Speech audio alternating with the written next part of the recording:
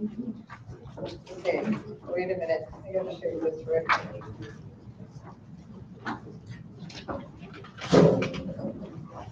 And I found I had this. I made it. I made my own. You made your own description? You go out and like build them out? No, just cook it. Roast Saturday.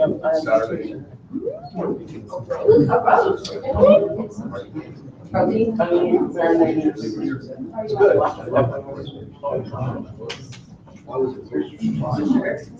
You lay it out.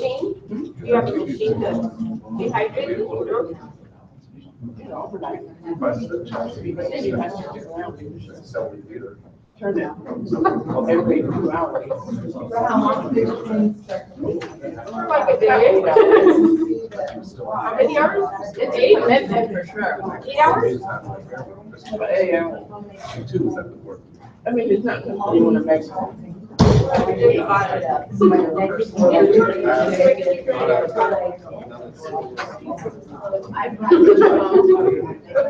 know, he's like, I have to have trouble. But it's for me, like Christmas is coming. Christmas is coming. I like it. I already have it in mind. And he knows what you've been going through. So I'm just like, you're gonna be like, you get ahead. But I do have regular guided travel for track. We have the regular, and then the lab days, you're kind of mistaken, but they're all, you know, the very, we have both bags.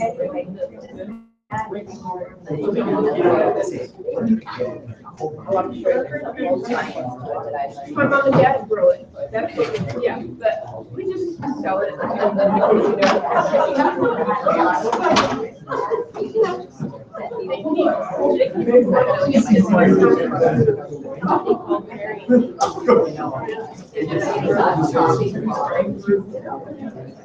I poured up 12 minutes left on my time. But they really sell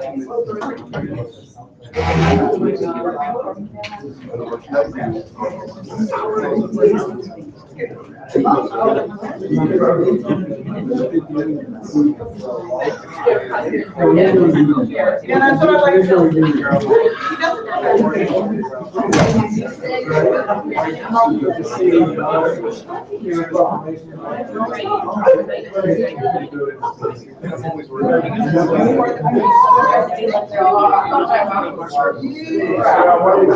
we're out of here.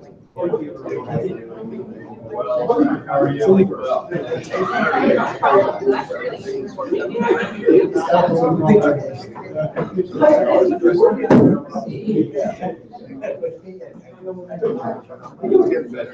I'll bring you back. Survival of the fittest. This year's crop.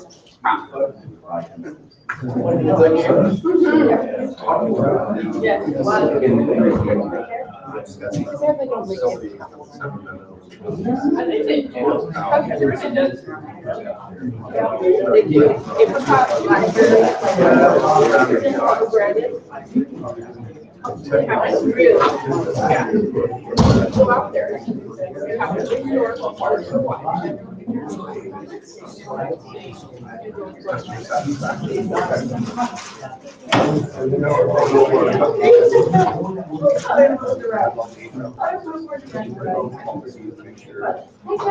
are you doing? Well,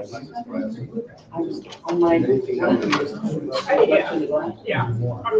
Like, let's just get another one of that.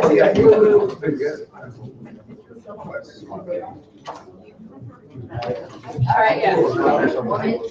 I need to send you time. Not until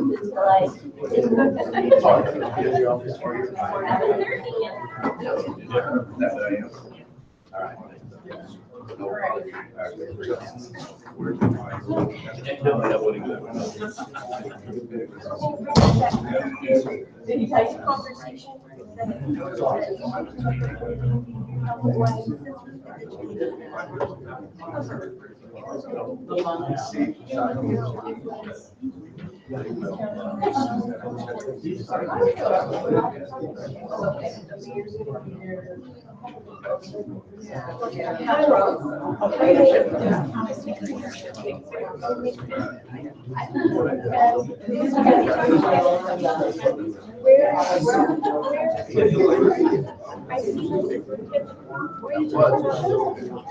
Right now, it's coming up, right here on LinkedIn.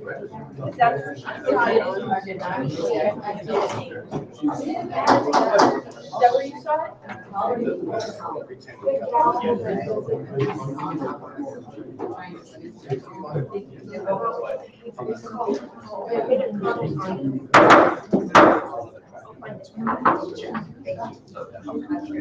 I'm gonna call part two to order, but we have to start all over. So we need a roll call. Could you do that? Robert Maskey, Present. Peter Hernandez, Present. Elizabeth Martinez, President? Patricia Moore, Yes, sir. Elsa Rodriguez, Madam. Okay, and now we get to salute the flag. Please stand. I pledge allegiance To the flag of the United States of America and to the republic for which it stands, one nation, under God, indivisible, with liberty and justice for all. Okay,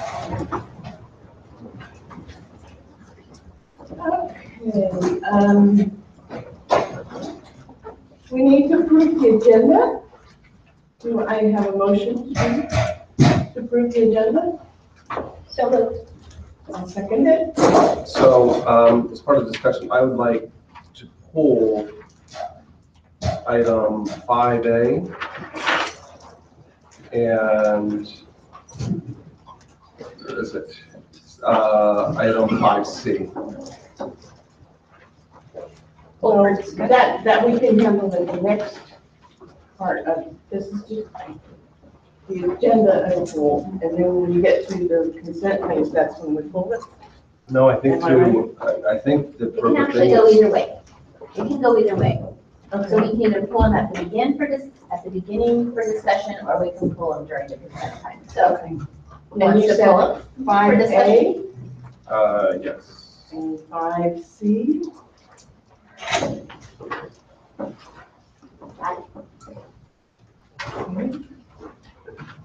All those in favor with the adjustment that Rob recommended? Aye. All those in favor say aye, please. Aye. Those opposed? Okay. Our housekeeping items that you're being paid. If you have a comment and you'd like to make regarding something on the agenda today, please complete a response card, and we will allow everyone 3 minutes to speak just on the items that are on the agenda. And that pretty much takes care of it, doesn't it? Okay. So, should we start with, go ahead. we'll go on to consent items. Motion, these are items in the routine, and maybe active word is one motion and no discussion on these prior to. So do I have a motion to approve 5B, 5D?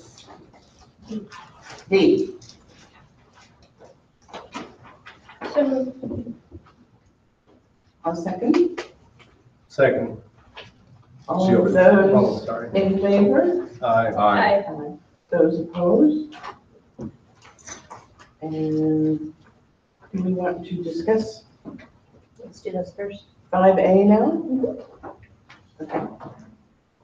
It's contract with CPR Rescue, the guys that teach CPR. And first aid? None?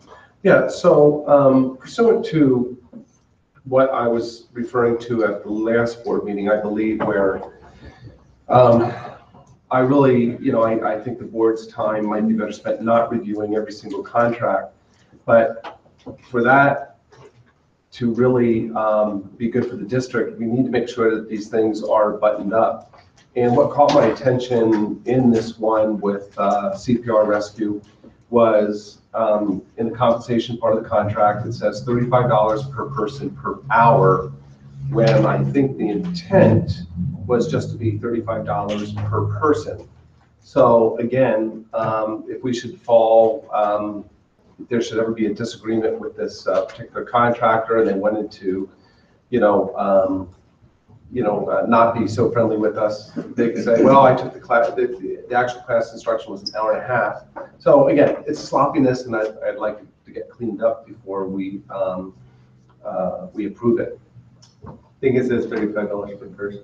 And then if you No. go to page 2, If you go to 4, on page 2, under compensation, he's right. It says the basis of the fee for services shall be as follows, $35 per person per hour. So I take full responsibility for not catching that. It's my responsibility before these get put on the board agenda to catch that. So I take responsibility for that. Would it be amenable to you so that we can approve this, that that it be approved with us correcting that on the spot here, and then moving it forward for approval so that we can get this oh, going? it absolutely would. Okay, I agree. so then we have a motion to approve it Okay, do we have a motion to approve? as amended. As amended, the Corrected. contract with CPR rescue. So moved. Those are second. Second. Those in favor?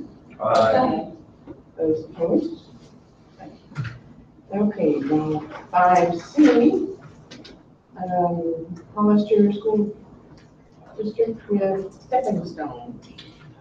Yeah, along that same vein, what caught my attention in this was the fourth paragraph down. It starts with the sentence, when statutory costs and other employee costs of living increase, other employee costs of living increase. To me, it's drafted pretty sloppily in favor of the vendor, the contractor, where, the cost of living increase, I don't know what that means, but it could mean a lot. I mean, inflation could go up 20% because, oil all of a sudden, becomes strangled. And then the second part of that is it talks about statutory costs, including expenses of the contractor that are associated with the workers' comp. That's SUDA. Can you just tell me where you are again? I'm so sorry, I wasn't able to pull it up quick enough. Sure. So it is 1, 2, the First 1, page, 2, 3, the first page, the fourth 1, contract. It begins The when payment statutory terms? costs. the payment terms. No, right above mileage. Oh, okay, so when statutory costs, thank you. And other employee costs of living increase. So I just think the wording is too loose. And again, and then in the further down that same paragraph where it talks about statutory costs, they increase, and it defines those as workers' comp and SUDA. I have a hard time, especially with the workers' comp, because through no fault of our own, this vendor might be incredibly sloppy, and they may not have a workers' comp program like we have, or other professionally run things. So they do something stupid, and all of a sudden the workers' comp thing goes from a charge of 1% of compensation to 20% or something like that. And I don't think we should be on the hook for that. And then it also uses that incremental costs associated with the Affordable Care Act, among others. Again, this is, Very they can open. throw anything in there. So I don't know what the timetable on this is, if it's too late to amend it. I don't know if this is me saying in the future, please watch out for it, or can this one be fixed? So I'll rely on Lisa to tell me that, or tell us that. Well, my understanding is services need to be rendered yesterday, correct? Yes. So we need this in order to be in compliance with IEP, our IEP special education requirements. I can, let's see. I think we can always try and go back and renegotiate. If they come back to us and say, no, we can't, provide, then we can, I'd have to look at what the termination is. So if you were to agree to this and this person started working, termination of this agreement will be for a period of the term. Well, is this the Client only, agrees not to terminate the agreement until the end of the term unless contractors, employees assign significant completion of performance. Any member of the contractor's employee assigned to client commits an act, notified, yes. So we don't, it has to be misconduct. So I would ask Rick to come up and let us know what we need to do in this case. Can you come up? I would absolutely like to. Yes. Thank you.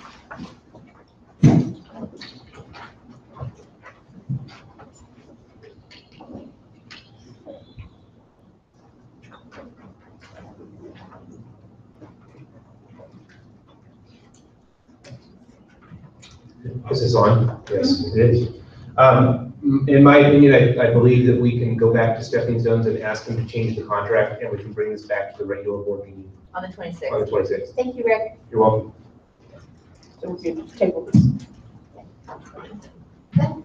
Thank you. thank you for accommodating. Of course. Yes, thank you.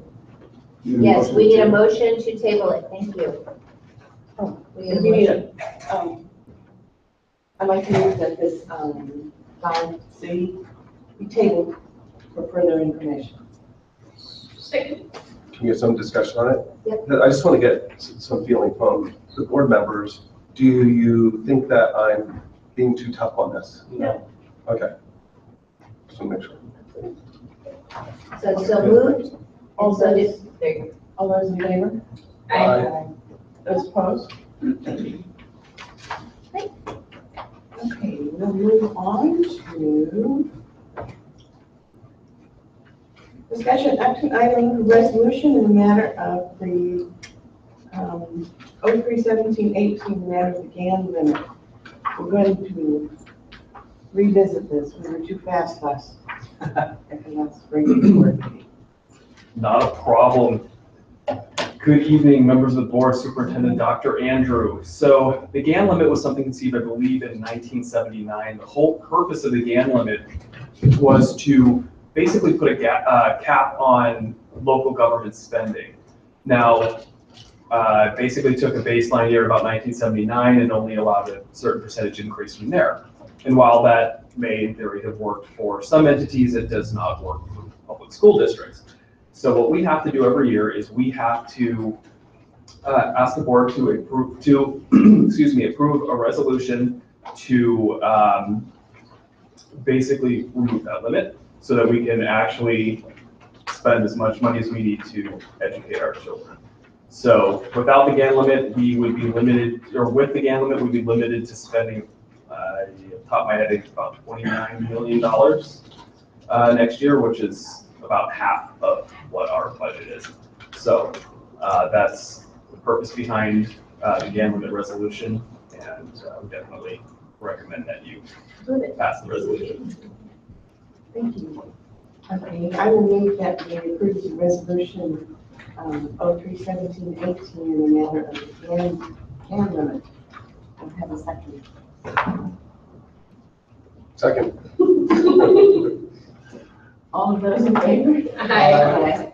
Those opposed?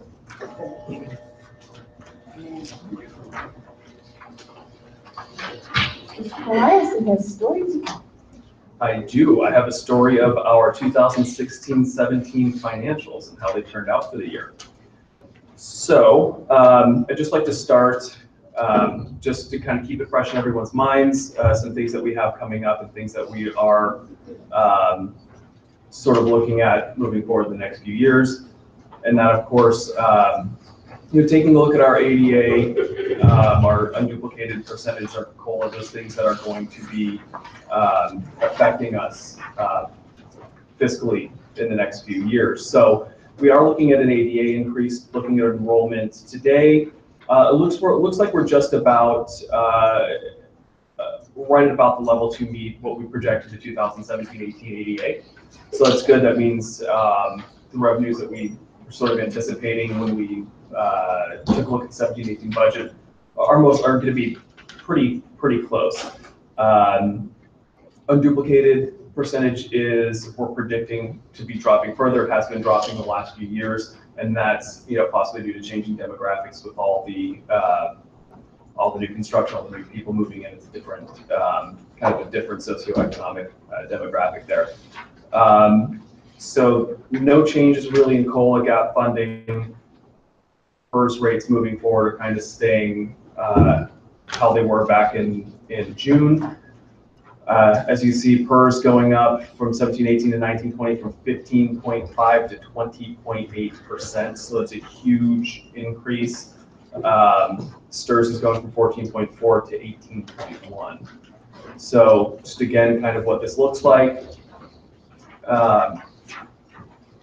Moving forward, and this was the same graph that was presented to you back when I presented unaudited estimated actuals and the 2017-18 budget, so you can kind of see how that's moving forward. And again, this graph taking a look at our change in LCFFs, the additional LCFF revenue compared to the expenses that we'll be incurring for step column, health, welfare, and STRS and PERS. 17-18, our additional LCFF revenue doesn't even meet those additional costs. So a few changes now moving into our unaudited actuals. So a few things since estimated actuals that changed.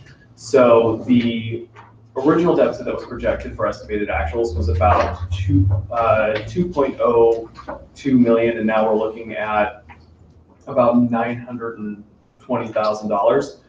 So there was a big reduction in that deficit, and that's due to a few things. And this is just kind of a glimpse of those. And as I go through the slides, I'll get a little bit more in depth into each one of these.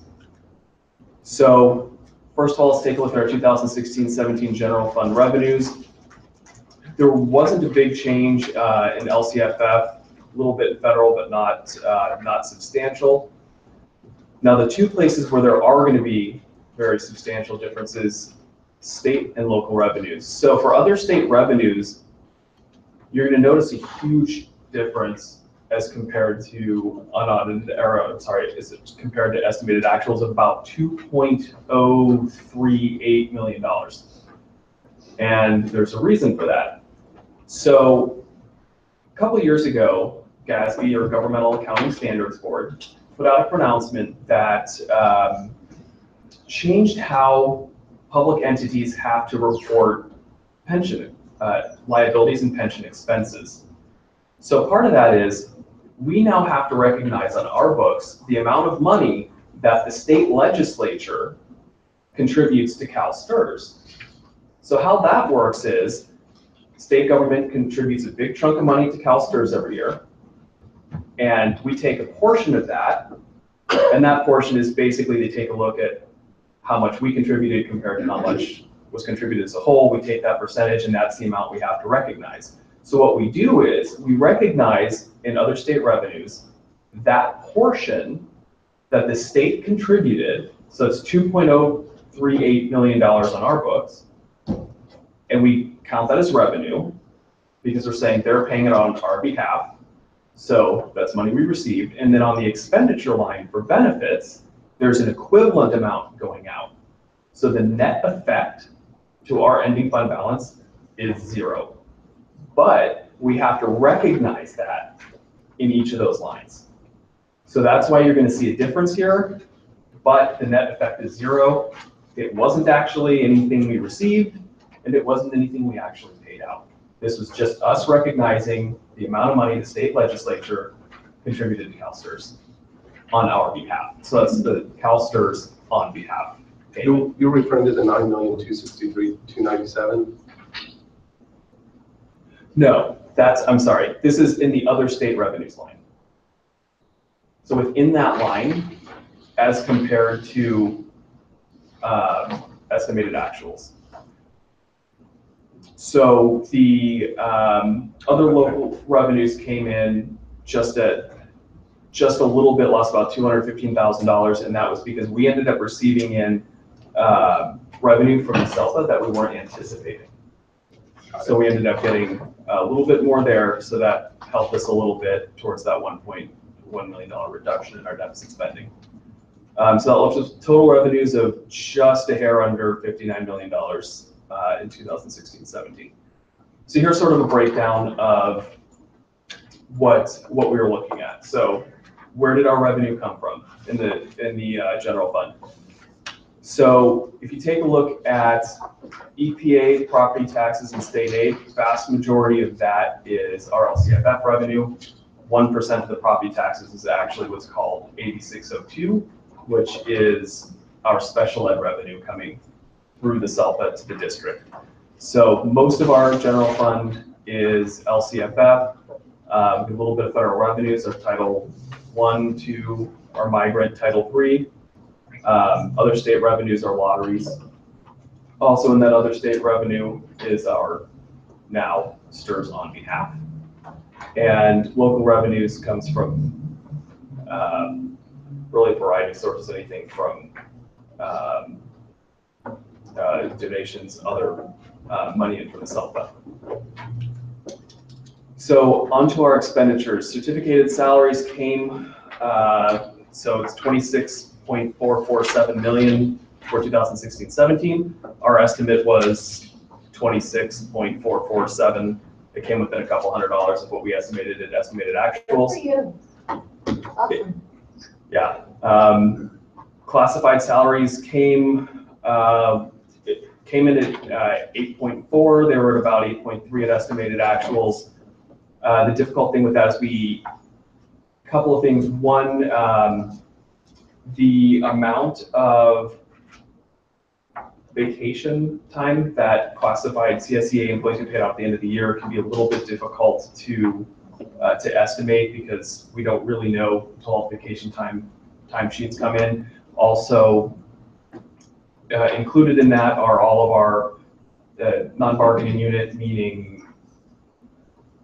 crossing guards and yard duty. So until we really get those timesheets in, it's kind of difficult to estimate that. But we got within about 100,000 there.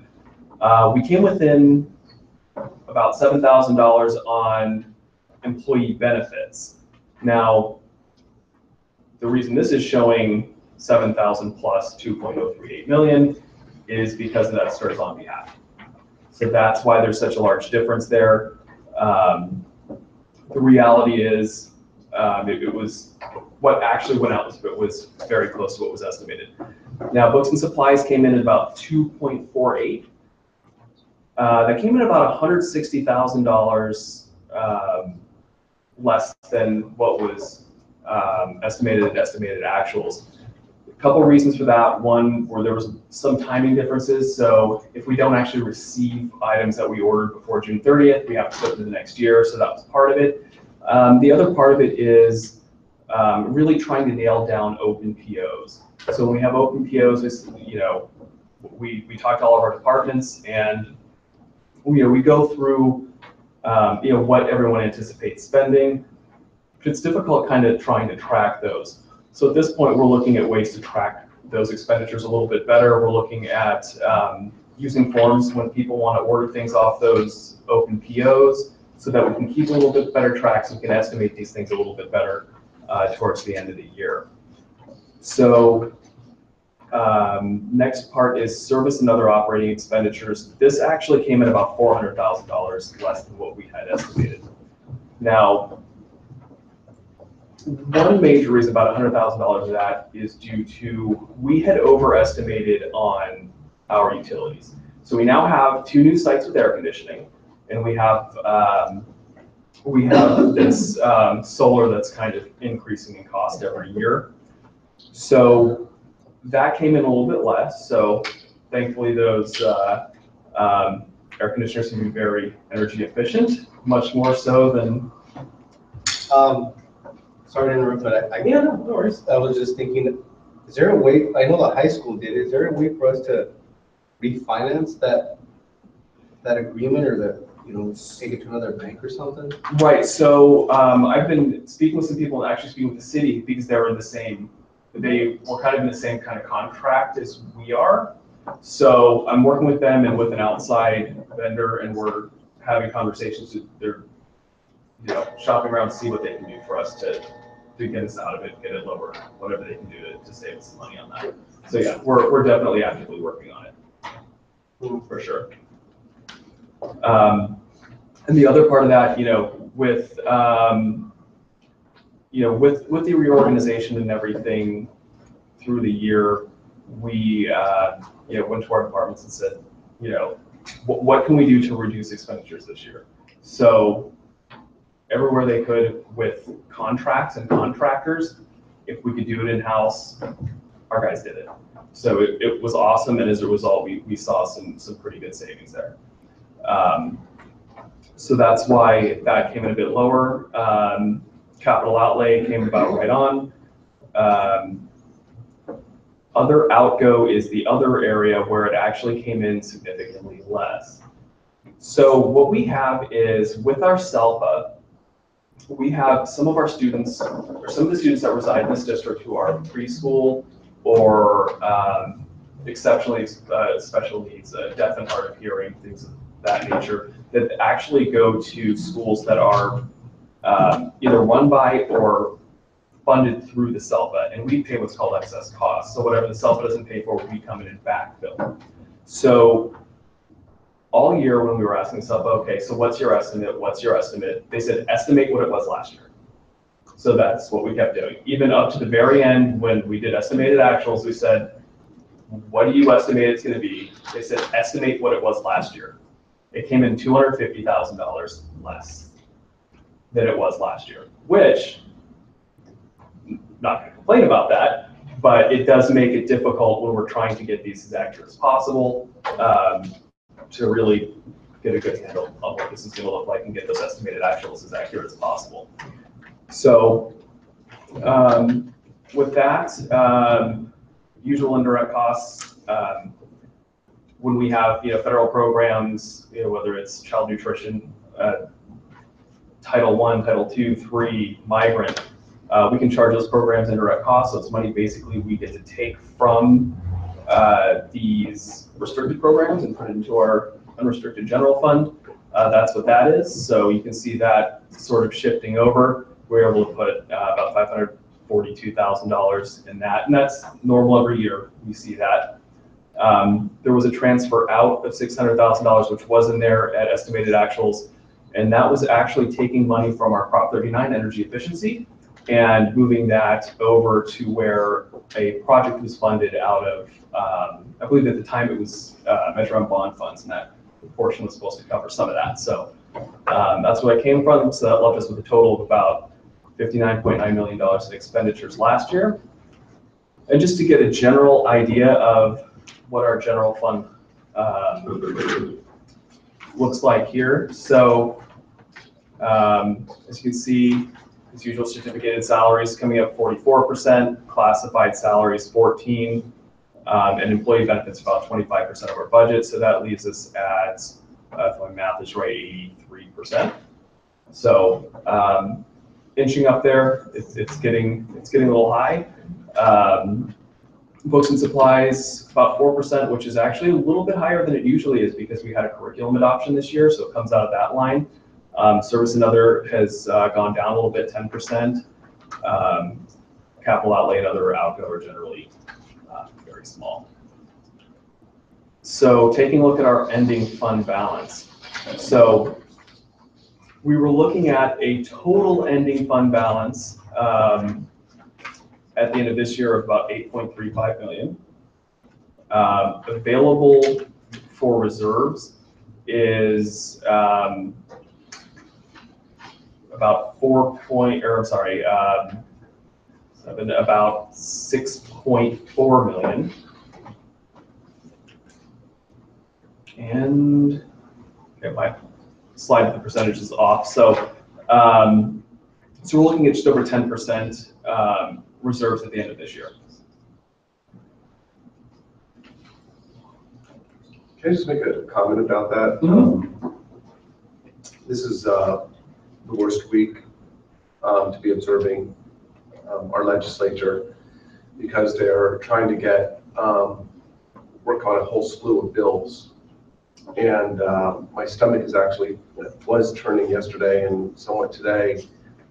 We have a whole, I mean, if the governor, we won't know until he signs it, and that will take some time. But the Senate and the state Senate and the Assembly have passed so many bills that are going to add so much cost to running a school district. It makes me sick. Mm-hmm. And I would take no comfort in this, whatsoever.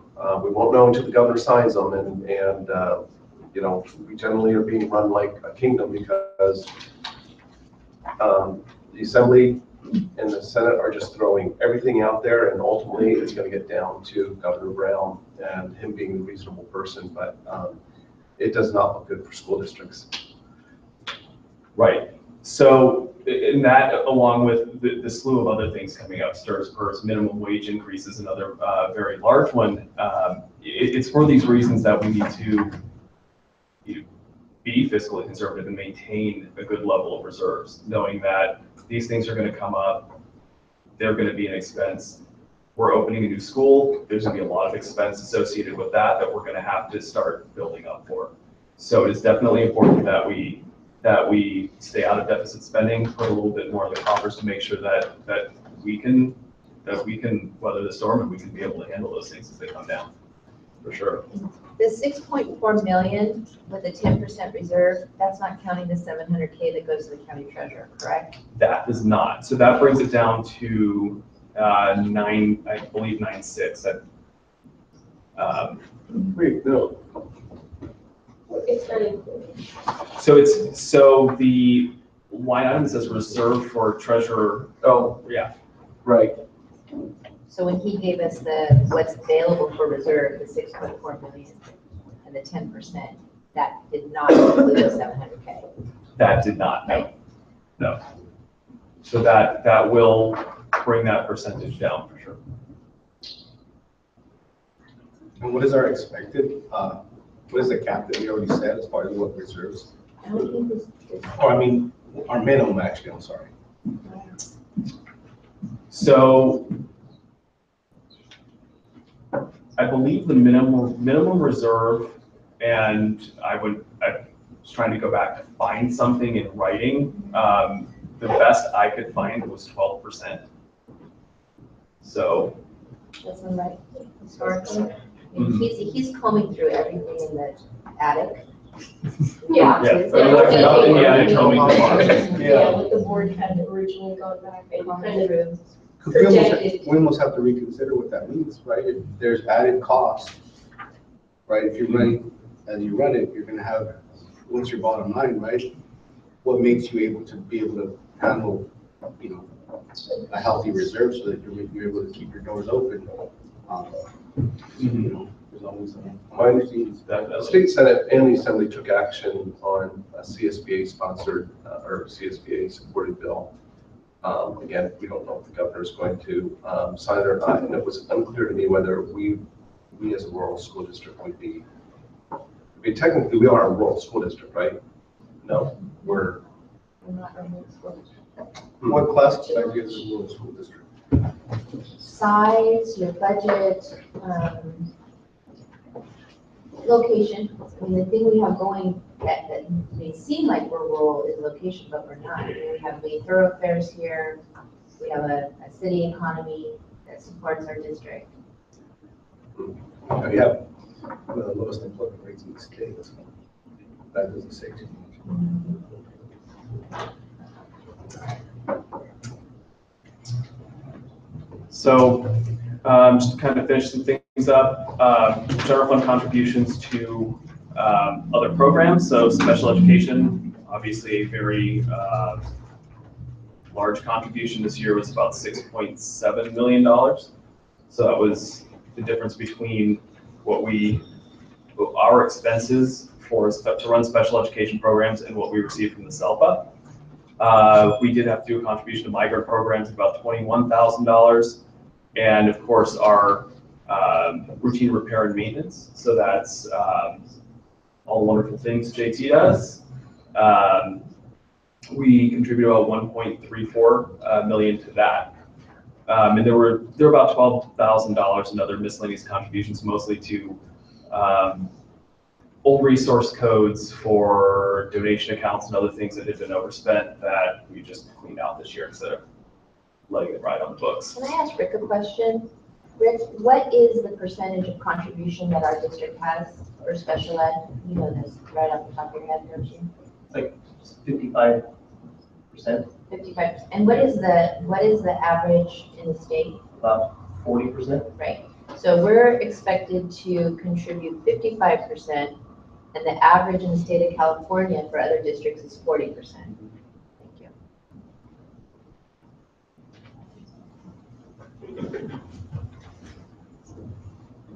And that's also, actually, it's comparing apples to apples is actually a bit higher than that. It should be about another $800,000 higher, but we did not charge any direct cost this year for a variety of reasons. So really, it's much higher than 55%. It's in the 60s. And that's what our county expects us to contribute. Correct. Right. Even though we, right. Yep. Is that what we're going to continue to project out? A gradual increase, I'm assuming? Well, I think it'll get higher because we haven't had an increase into what our SELPA gives us in 5 years.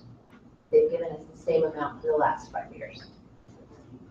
I thought we just got additional money. Didn't I see that in the update somewhere? From SELPA? Yeah. No? It was on one of the slides, we did get about $200,000 categorical out-of-home placement dollar.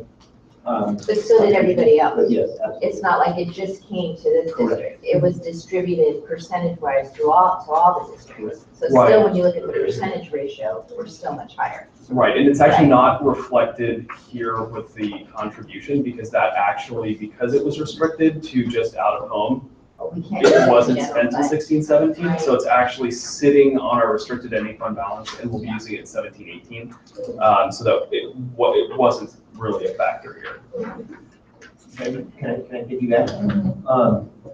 Of the total funds for special education, federal and state, that have to go through the SELPA in every county in California, 51% of those, all those revenues in San Bernardino County are generated by Hollister School District students. We're getting probably about 20% of those funds. So we are working hard every time we go to see about getting that change in the allocation. How is that even right? How can that be justified? Yeah, because how can you even measure writing a check when you really can't afford to write the check? I would welcome any of you to come to the SELPA meeting. Just Jennifer attended it for the first time last time and just was. I thought I asked if I could go and I was told they're not open to Oh, they are. it's not open to public. bylaws. No, they're open to the public, absolutely. And we were told for the last year, when Lisa and I being new, that it was a equal vote, that we had 1 of 5 votes. When it comes to, there's 5 members of the governance council, and we were just told this week That we have a weighted vote. We have a weighted We never vote. knew that all year. we were told the exact opposite before. So, Imagine they have their own policy. Are we digging through those policies right Yes, now? we are. Yes. All right. All right. The migrant contributions, Gabe, is that was just a kind of standalone, It's last year, 17, 18, and 18, 19. It was due to a migrant audit performed, I believe, in 15, 16. well, it was performed, but I think it went back a few years. Right, it The did. findings. Right, and I believe it was something, something involving, Time accounting? time, yeah, I'm pretty sure it was a time accounting and then it's a very small amount for. So are we applied planning purposes. on paying it out or paying them back in a 3-year term? So we're not paying it back. So basically what we have to do is we have to contribute the 21,361 to the Right. migrant program. So we still get it. Right, so it stays with us. It's still benefiting our students. Right. But we just have to contribute, which is, Out of unrestricted Unrestricted. to migrants. right. So we still have 1 more year? We have 17, 18, and 18, 19. And there was a total of 63,000. Because this is 16, 17 actuals. You'll So- see it on 17, 18 actuals and 18, 19 actuals. Yeah, but it all stays with our students, so. Okay, so just brief overview of some other funds. So our child nutrition, they took in about took in about $96,000 more than they spent, and is amazing at doing very wonderful things within her budget and coming in under. So that's just more that they're going to be able to use to help grow that program. Bond construction, so that's all of our Measure M bonds and Measure B as well. As you can see, we have the revenues from all the additional bonds, and we're looking at about a $23 million ending fund balance there, so it's about what's left in those two. And our developer fees, we actually ended up bringing in a lot more than we thought, even at estimated actuals. So we started at estimating at about, I believe our first estimate was 1.2 million, and we brought it up to 1.8 and then 2.5, and we ended up with just over $3 million developer fees in 2016-17. So a significant increase. It's really going to help us grow our facilities over the next few years. So there's about $3.8 million still sitting in that. That still is a reference point as to how much growth we've had to deal with. And it's Absolutely. all residential, right, which means we're dealing with having to prepare for all those families just the same, you know. 4 years ago, we got 1/10 of that. Mhm. Gabe, what is the process for collecting a developer fee? Can you walk me through that? Sure. Yeah. So, Now, the way it's supposed to go every day. okay, so how it works now, an individual will go to either county or city building department, so they get an initial permit number. Then the county the city does say, okay, you have to get these certificates of compliance. They have to get one from us and one from the high school district. So what they do is they come to us, there's a sheet, a certificate of compliance sheet that we have as well, and usually the county or city planning office gives a copy of them as well. They come down here, we listed on that sheet is the square footage of the residence, business, whatever is in the building. So we calculate here the amount of developer fees. They cut the district a check here at the DO. We sign off and stamp their certificate of compliance, and then they take it over to the high school. Without giving me a name, so who's doing that at the county? What level person? At the county, Or, I mean, here. What's the title of the person that's going? It's either one of a few people. It's either receptionist, I want to say it's Secretary Support Services. Secretary of Support Services, myself, or at times Jesus. Okay, so, but are you signing off on each of these developer fee calculations? Or who's checking the addresses, I guess is what I. Oh, who's checking the app? So when they come from building, whether it's city or county, they have a form from them saying the square footage. And when it goes back to them, they're also supposed to check the square footage to make sure that was correct. Okay, but is the city or the county, are they telling you what, like, for example, this is in the high school district and in a Hollister school district? Who's making that determination? Anything within city does come to us. Otherwise, the county makes that determination of whether or not they're in the boundaries. We don't see them until after they've already gone to building. So I think So somebody brings their checkbook here and they write a check Correct. to us, because who told them to? The county The county or the or city. the city. Okay. and that is now happening. The city, yes. The county, Not so much. So the county, last I saw, they still, and it's just because it's the latest report I have, as of June 30, they were still, as of June 30th, collecting their properties. So, yes. Yes. Yes. So they're still missing checks and balances for validating these addresses, or at least us affirming. Otherwise, you're dealing with a collateral damage after the decision's been made. no, I mean, as a board, I mean, I'm sorry, we have to drive this. Yeah, I don't know. We're not consultants tonight. Let's hold a conversation. We can get an update on that in closed session soon. Well, I don't know if the stuff that happens this year, if that's closed session or not, but anyway, you guys can figure that out, but we need to talk about it. Definitely. Okay, so with that, that is all the information I have.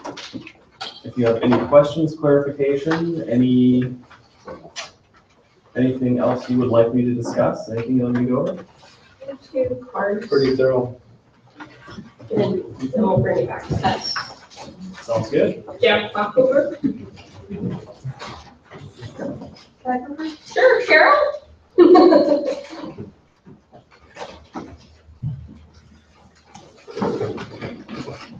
Good evening. I really just have one question.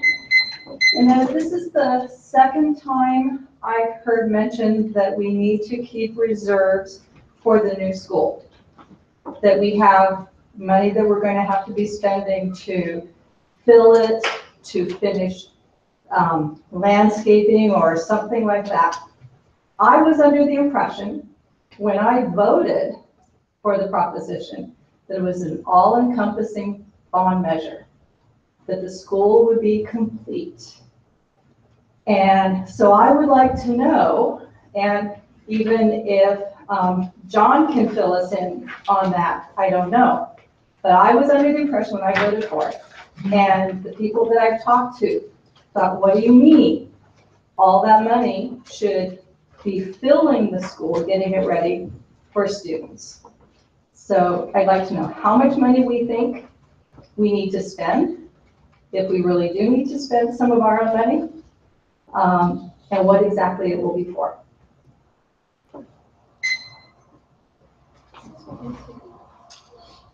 Jack. Nice presentation, Gabe, but I will need your help with the slides. Thank you. You Okay. go go backwards, Yeah, no problem. so please don't start until it goes backwards. I might need all of my seconds. and I might only have one question. So go back one slide, the general. No, 2 slides, next slide. This one. So the ending fund balance, $6.6 million, I understand it. $700,000, that might be the closed session action. I have a second question about it, but really my first question, most importantly, is the reserve that you show for the $4,047,000. And it says STRS, PERS, minimum wage, et cetera. And I'm wondering, is that the same number that if you go back a couple more slides.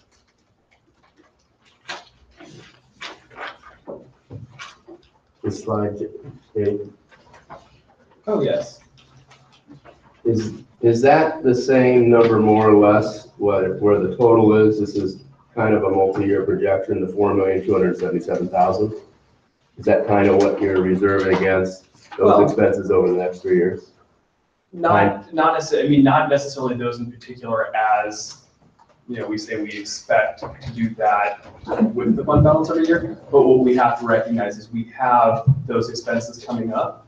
And at the same time, we are kind of in this, this kind of flux with what our enrollment's like. We did meet it this year. We don't know what it's gonna be like moving forward. So we just wanna make sure that we can continue programs.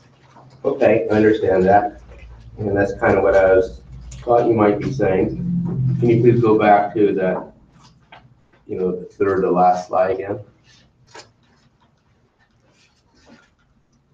That one. So, the unrestricted ending fund balance 2016-17, this is set, it's done, $6.6 million. You're reserving over $4 million.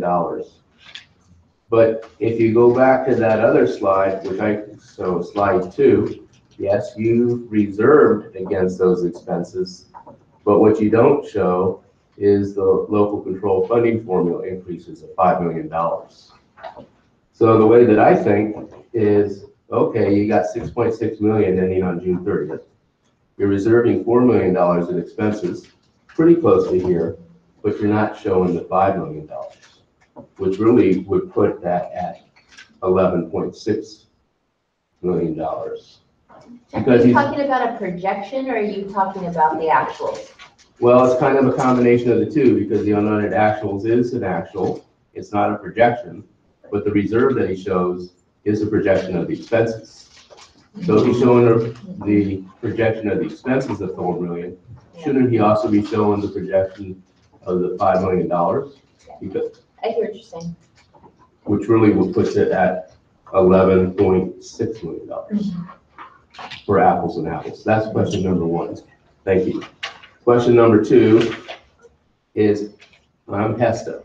How can we help you? Go ahead, finish. And you help us on that $700,000 with the county? How long has it been? 2 years. What do we have to do to get this publicized?